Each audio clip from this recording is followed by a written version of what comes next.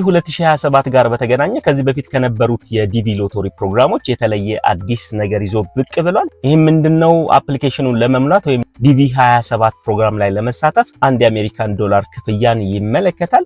ዲቪ ሞልታችሁ ወይም ማስሞልታችሁ የምታውቁ ግለሰቦች እንደምታስታውሱ ከዚህ በፊት ምንም አይነት ክፍያ አይጠይቅም ነበር። ምናልባት ክፍያ ከተባለ በኢንተርኔት ቤት የምታስሞሉ ከሆነ አገልግሎቱን ለሰጣችሁ ኢንተርኔት ቤት የምትከፍሉት ክፍያ ብቻ ነበር።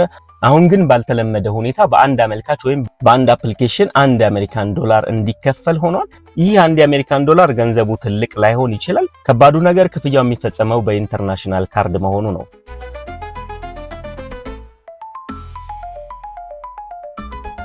ከዚህ በፊት ስለ ዲቪ 27 በሰራነው ቪዲዮ ለማየት እንደሞከርነው ሌላ ምንም አይነት ተጨማሪ ክፍያ የሚጠይቅ ሳይት ላይ ከሆናችሁ ያላችሁት የተሳሳተ ቦታ ላይ ነው። ስለዚህ ትክክለኛው ሳይት የዚህ ቪዲዮ ዲስክሪፕሽን ወይም የመጀመሪያው ኮሜንት ላይ በምታገኙት የስቴት ዲፓርትመንት ሊንክ እንድትጠቀሙ እናሳስባችኋለን።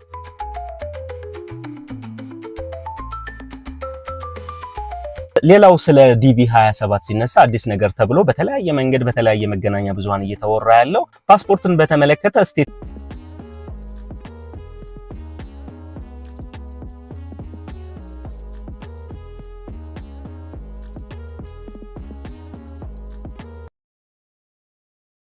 ዲፓርትመንት እስካሁን ድረስ የተለየ ያለው ነገር የለም። በርካታ ቪዲዮዎችና የተለያዩ መረጃዎች እንዳያችሁት ፓስፖርት የግድ እንደሆነ እያመላከቱ ይገኛሉ። ስቴት ዲፓርትመንት ግን የፓስፖርት ጉዳይ ላይ ውሳኔ እንዳልሰጠበት ነው ሌሎች መረጃዎች የሚያመለክቱት። ፓስፖርት ስለሌላችሁ ብቻ ዲቪ 27 ላይ መሳተፍ አንችልም ብላችሁ ተስፋ የቆረጣችሁ ግለሰቦች የዲቪ 27 ማመልከቻ ገጹን ክፍት እስኪያደርግ ድረስ ሪቪው አልቆ እስኪጠናቀቅና ውሳኔ እስኪሰጠበት ድረስ እንድትከታተሉና ተስፋ ቆርጣችሁ እንዳትተውት እንመክራችኋለን።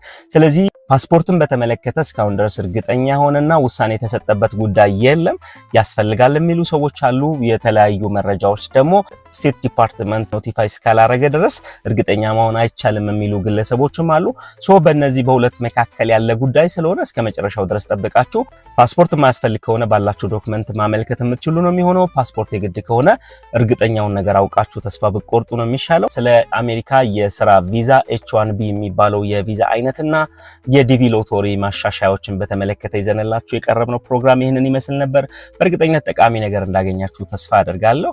ቪዲዮን ከወደዳችሁት የዚህ ቻናል ቤተሰብ መሆን፣ ቪዲዮን ላይክ ማድረግና ይጠቅማችኋል ብላችሁ ለምታስቧቸው ወዳጆቻችሁ ማጋራት እንዳይረሳ።